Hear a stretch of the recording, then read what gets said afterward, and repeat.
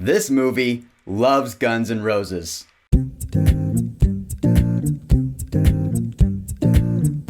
Thor, Love and Thunder. So Thor, Love and Thunder is movie number 29 in the Marvel Cinematic Universe. It's the 13th overall installment in its Phase 4, being the 6th movie in said phase. And also this is the 4th Thor movie, meaning this is the second 4th installment for one title in the MCU.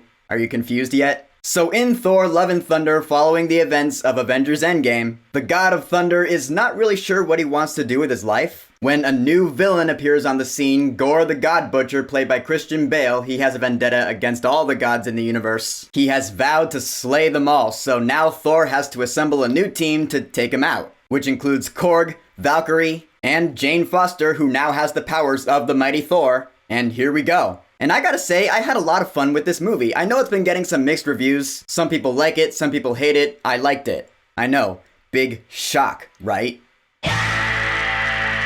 First of all, Chris Hemsworth still seems to be having a blast playing Thor. He must really like working with Taika Waititi a lot. And I did like seeing Thor at this stage in his life. Yeah, he does still have that goofy humor that he had in Ragnarok. In fact, he has a lot of it here. But don't worry, he's not even the best part of the movie in my opinion. That would actually be Natalie Portman. Yeah, she actually really impressed me in this movie. I love what this movie did with her character. I love her attitude. I love her action scenes as the mighty Thor. Her acting was really good. I just thought she kicked all sorts of ass. I mean, not just action-wise, which I'll touch more on later, but her whole story arc I thought was like the strongest part of the movie. And she had great chemistry with Chris Hemsworth as Thor. Better chemistry here than in the other two movies she was in. I just gotta give all sorts of props to that. Thor and Jane's relationship I thought was the best thing going here. Now, as for the villain, Gorr the God Butcher, I thought Christian Bale did a really good job acting-wise. But to be completely honest, I actually thought this villain was kind of underwhelming. I mean, A, he's not in the movie that much. And B, I thought he wasn't as charismatic, I guess, as, say, Hela from Thor Ragnarok. I don't know, I mean, everything was there for him to be a villain. I guess he just felt more like a stock villain to me. He was there to get the story rolling for this movie. That's how I felt about him anyway. His powers are really cool though. I'm not going to give details as to what they are because they weren't really showcased in the trailers. So I'll just say they were visually really cool. And on that, I'll just get right to the visual effects because that's honestly like the coolest thing about this movie. One of the coolest things anyway. I don't mean to come across as shallow here, but I really just gotta say, visually speaking, this movie just looks awesome. My friends and I saw this last night in IMAX, so of course it stretched to IMAX ratio when the big action scenes came up and the big cities and other planets out in space. The color palette, this is just a gorgeous movie. A gorgeous movie.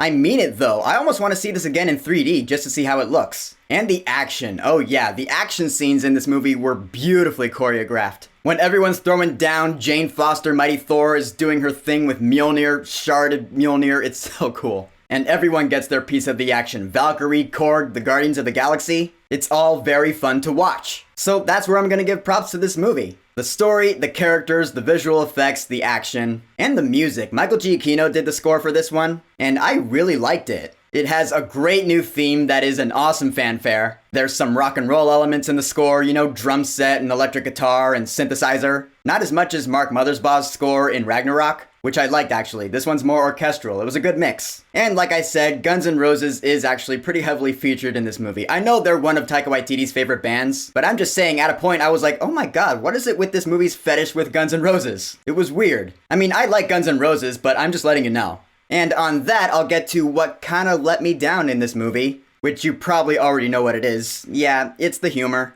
That's just Taika Waititi for ya. Which, alright, I knew what to expect going in because I saw reviews said that this movie had even more humor than Ragnarok did. But maybe it's because I'm being optimistic, or maybe it's because I could ignore the humor that didn't land with me. But honestly, it didn't seem like there was as much humor in this movie as there was in Ragnarok, at least not to me. But I actually do think it's because I could ignore the humor that didn't land with me. Like, anytime there was a joke that I didn't think was funny, I was like, alright, moving on. I can brush that off to the side, let's get on with the story. There were a couple of lines that I thought were really cheesy. I was like, boo, that was lame. That line shouldn't have been in there. And I'm not saying there wasn't some stupid shit in this movie. Oh yeah, there's definitely some dumb ass shit. Some calls this movie made where I was like, alright, this is weird. I'm not digging that in particular. I don't think that should have been in the movie. So those are a couple of points off. But in the end, I had a really good time with Thor Love and Thunder. I love the characters are the best part. Thor and Jane especially. The visual effects are amazing, see this in IMAX if you can. The action is awesome. The story is really good. The music is great. It's really the humor that'll be the divisive factor. That's what'll decide whether you like this movie or not.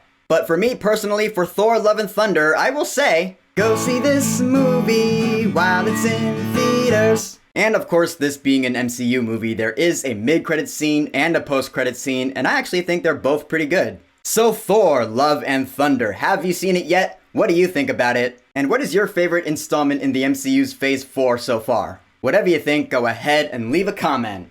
And of course, thank you for subscribing. Peace!